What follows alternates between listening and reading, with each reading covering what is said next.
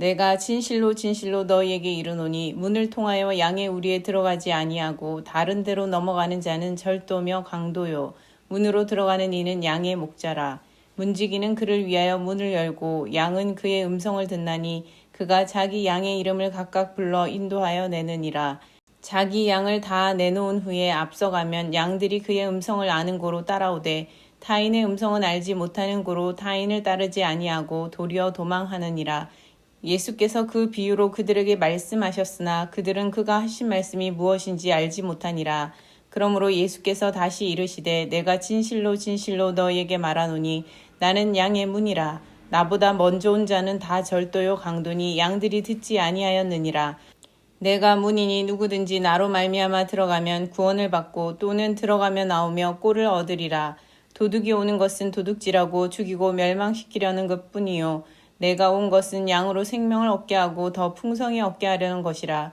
나는 선한 목자라. 선한 목자는 양들을 위하여 목숨을 버리거니와 삭구는 목자가 아니요 양도 제 양이 아니라. 이리가 오는 것을 보면 양을 버리고 달아나나니 이리가 양을 물어가고 또 해치느니라.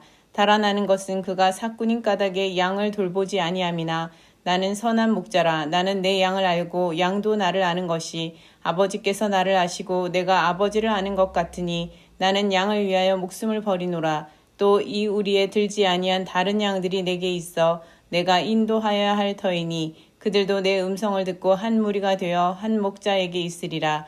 내가 내 목숨을 버리는 것은 그것을 내가 다시 얻기 위함이니 이로 말미암아 아버지께서 나를 사랑하시느니라. 이를 내게서 빼앗는 자가 있는 것이 아니라 내가 스스로 버리노라. 나는 버릴 권세도 있고 다시 얻을 권세도 있으니 이 계명은 내 아버지에게서 받았노라 하시니라. 아멘. 바로 그 선한 목자라는 제목으로 오늘 말씀 보도록 하겠습니다.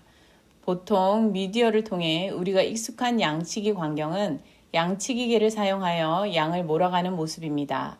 최근 영국의 한 연구에 따르면 양치기 개 한 마리가 양을 최대 100마리까지 몰고 간다고 합니다. 아주 효율적이고 지능적인 양치기 방법 같습니다. 그러나 오늘 본문 말씀에 언급된 양치기 광경은 이와는 조금 다릅니다. 예나 지금이나 근동에서는 목자들이 양무리를 앞서 이끈다고 합니다. 직접 목소리로 양을 하나하나 불러서 이끌어내기도 하고 드리기도 합니다. 당연히 정성이 많이 들어가겠지요. 심지어 양을 우리에 드릴 때는 양의 문에 누워서 양들에게 글자 그대로 양의 문이 되어주기도 합니다. 양의 문을 관리하는 문지기도 양들도 서로 목자를 알아보고 가족처럼 지내는 친밀한 관계이죠. 만일 양무리의 목자가 아니라 절도나 강도라면 어떻겠습니까? 목자라면 아침에 양의 우리의 문으로 나오지만 강도나 절도라면 목자나 문지기를 피해 밤에 몰래 들어갑니다. 그것도 귀찮게 양문을 통하지 않을 것입니다. 우리를 넘어 재빨리 자기 욕심을 채우려 하겠지요. 오늘 본문 말씀 1절 이하에서 예수님께서 바로 이 모습을 언급하고 계십니다. 예수님께서 당신이 이스라엘의 목자로 오셨음을 비유로 일러주고 계십니다. 그런데 청중인 유대인들, 바리새인들은 알아듣지 못하였습니다. 물론 그들도 목자가 어떻게 양을 치는지 표면적인 내용은 잘 알고 있었습니다. 그러나 예수님께서 왜 목자 얘기를 하시는지 그 속뜻을 알지 못했던 것입니다. 아니 뜬금없이 뭔 양치기 얘기를 하실까 싶었을 것입니다. 요한복음 9장에 저 맹인을 보십시오. 예수님의 음성만 듣고도 치유받지 않았습니까? 보게 된 이후에는 마침내 예수님을 인자라 고백하는 데 이르렀습니다. 글자 그대로 목자의 음성을 듣고 그를 따라온 주님의 양입니다. 반면 유대인 바리새인들은 주님의 음성을 듣고도 알아듣지 못합니다. 아무리 수수께끼 같은 말이라도 마음이 통하고 뜻이 통하면 알아듣지 않습니까? 그런데 바리새인들은 예수님과 마음과 뜻이 통하는 사이가 아니었습니다. 예수님께서 당신이 바로 이스라엘 목자라고 밝히신 것인데 어째서 이토록 예수님 음성을 가까이 듣고도 알아듣지 못하였을까요? 영적 맹인이 되었기 때문입니다. 주의 양무리에 속하지 않는 자들이기 때문이었습니다. 절도요, 강도요, 주의 양무리에서 낯선 타인이기 때문입니다. 물론 우리도 믿음 생활을 할 때 성경 말씀이나 선포된 설교 말씀이 무슨 말인지 잘 모를 수도 있습니다. 심지어 예수님의 제자들조차 예외가 아니었던 것을 우리는 잘 기억하고 있습니다. 그러나 겨자씨처럼 작게라도 깨닫고 믿는 바가 생기지요. 그 겨자씨 같은 믿음이 더 큰 믿음의 차원으로 성장하게 되고 마침내 커다란 믿음의 나무가 되어 열매 맺게 되는 것입니다. 반면 유대인들은 그들에게 주어진 믿음의 실마리를 소중히 간직하지 않았습니다. 예수님께서 하나님으로부터 온 것이 분명함을 보여주는 그런 기적을 베푸셨습니다. 유대인 일부가 이것을 발견했죠. 참 잘한 일입니다. 그러나 그 다음에 어떻게 됩니까? 이것을 발견하지 못한 유대인과 분쟁하고 다투느라 그들에게 주어진 소중한 발견에 더 이상 진전이 없었습니다. 치유받은 맹인과 그의 부모를 대하는 그들의 태도를 보면 영락없는 절도요, 강도요, 약물이에 낯선 이상한 사람이었습니다. 맹인의 생생한 증언을 함부로 무시하고 평가절하하였습니다. 맹인과 그의 부모를 위협해서 자기네 주장에 유리한 부분만 부각하려 하였습니다. 치유받은 맹인이 원하는 대로 말을 하지 않자 출교해 버리기까지 합니다. 이와 같은 유대인들의 상태를 보시고 7절 이하에서 그러므로 예수께서 다시 이르시되 라고 기록되어 있습니다. 예수님께서 더 자세하게 강곡하게 다시 설명해 주시는 내용입니다. 첫째, 예수님은 친히 양의 문이 되어주는 목자라고 계시하십니다. 앞서 언급했듯이 근동의 목자들은 양떼를 위해 지극정성으로 헌신합니다. 마치 자기 아기가 아장아장 걸을 때 엄마 아빠가 길을 이끌어 주듯이 좋은 목자는 양을 그렇게 우리로 안전하게 드립니다. 이것이 바로 성경이 말씀하는 메시아적 리더십입니다. 심지어 8절에 예수님보다 먼저 온 자들은 다 절도요, 강도라고 단언하십니다. 예수님보다 먼저 온 자들이 과연 누구겠습니까?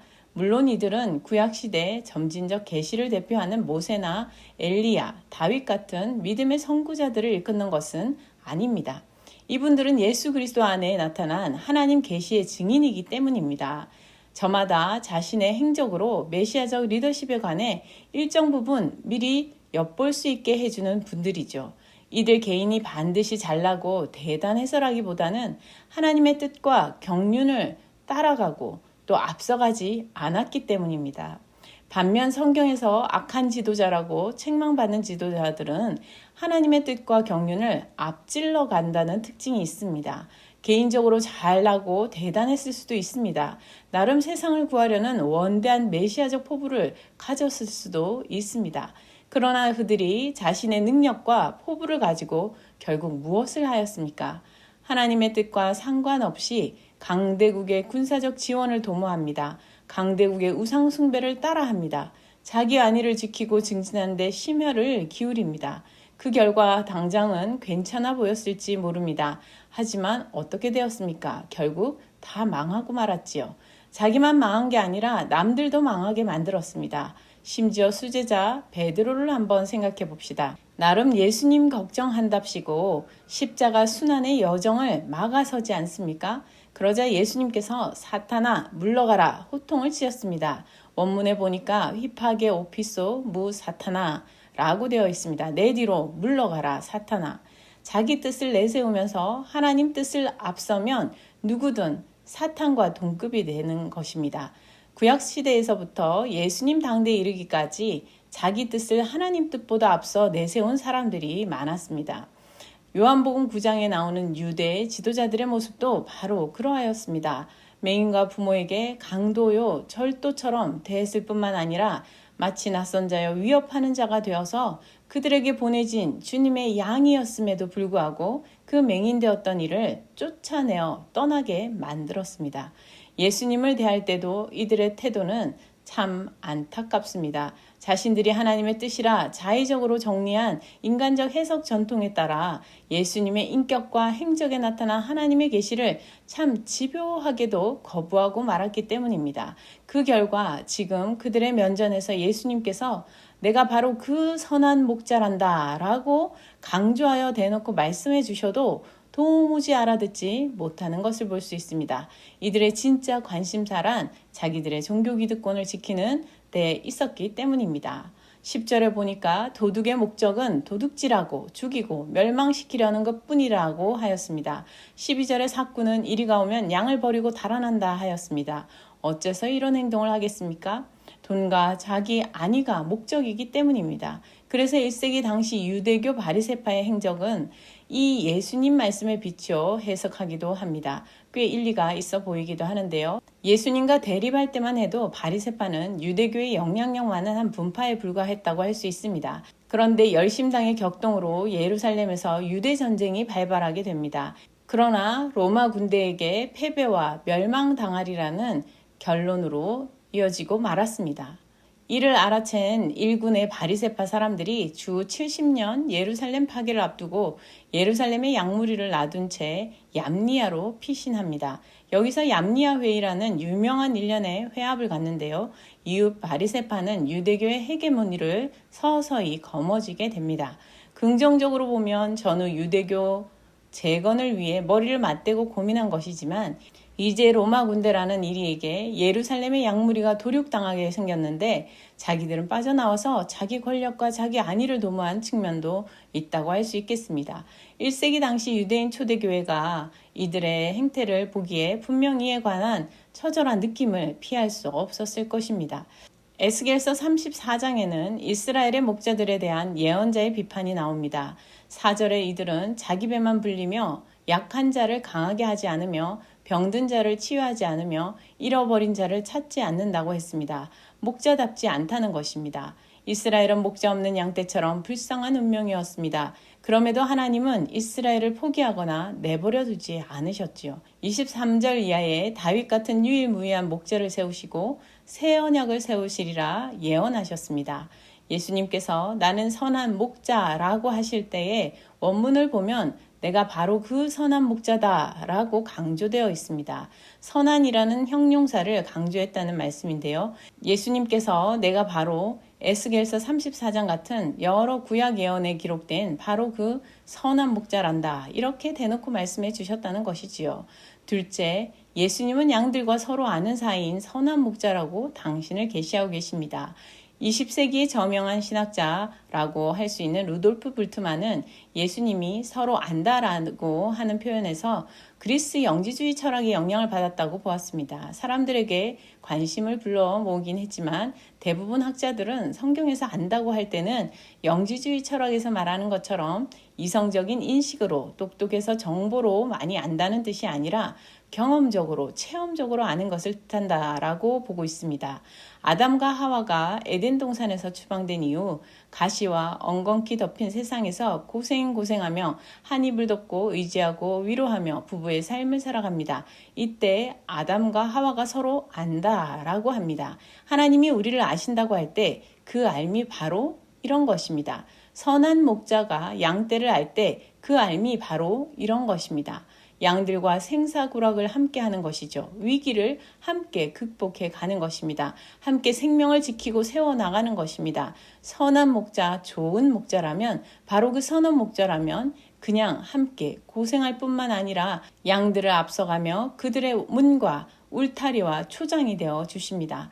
목숨까지 내어 놓는 것입니다.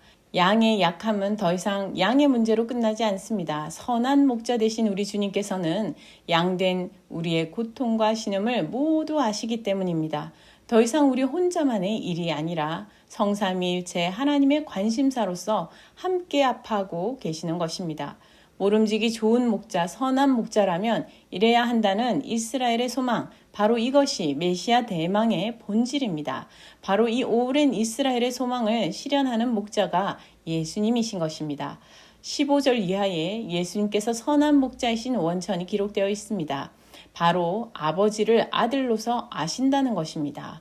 일개 개인의 자의적인 야심과 욕망으로 하나님의 뜻을 앞서가시지 않으십니다. 아버지 하나님께서 만세전에 예정하시고 결단하신 구원 경륜에 독생자로서 철저하게 일치하고 순종하여 집행하심으로써 화답하셨습니다. 아버지 하나님께서는 독생자 예수님의 순종을 기뻐하시고 사랑하시지요. 독생자를 세상에 내어주실 만큼 세상을 사랑하고 구원하시려는 것이 바로 아버지 하나님의 뜻인 것처럼 예수님은 양을 위하여 십자가 순환과 희생에 목숨을 내어 놓으십니다.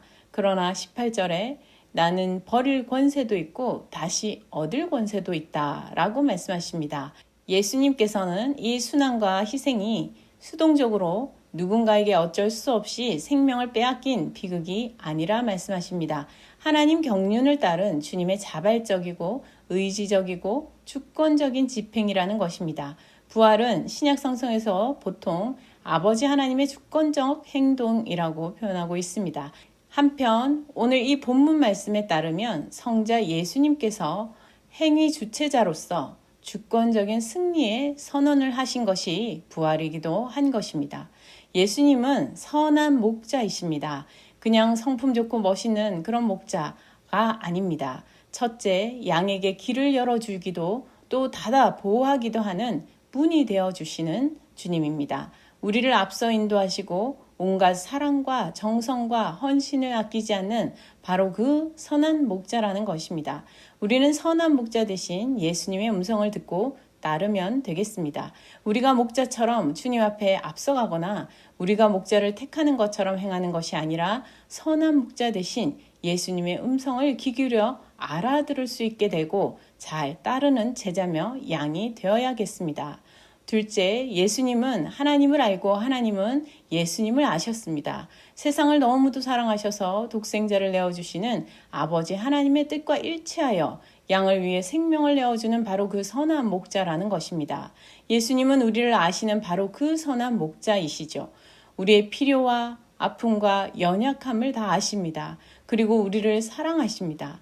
우리도 이런 주님을 잘 알고 주님과 뜻이 하나가 되는 양이 될 수 있기를 원합니다. 예수님의 양이 되었던 맹인된 자를 쫓아내어 버리는 유대인들 같이 행하는 자가 아니라 주님의 뜻을 알고 그 뜻을 따라 주님의 우리 안으로 들어와야 할 다른 양들도 주님의 우리 안에 함께 모을 수 있는 제자 되길 원합니다. 함께 기도하겠습니다. 선한 목자 되신 주님, 우리의 이름을 아시며 우리의 소원과 필요를 따라 돌보아 주심 감사합니다. 또한 우리의 연약함을 다 아시고 도우시니 감사합니다. 주님의 음성을 알고 주님 잘 따르는 양 되어 우리의 들어가고 나가는 모든 길이 주님의 인도하심 가운데 있게 하옵소서. 귀는 막은 채 우리가 앞서 행하려는 자 되지 않게 하여 주옵소서. 주님이 우리를 아시듯이 우리도 주님을 알게 하시어 주님을 기쁘게 하는 양 되게 하옵소서. 주님의 우리 가운데 함께할 양들을 귀히 여기며 내 뜻을 따라 대하는 것이 아니라 주님의 뜻을 따라 대하며 함께 주님 잘 따르게 하옵소서. 감사드렸고 예수 그리스도 이름으로 기도드립니다. 아멘.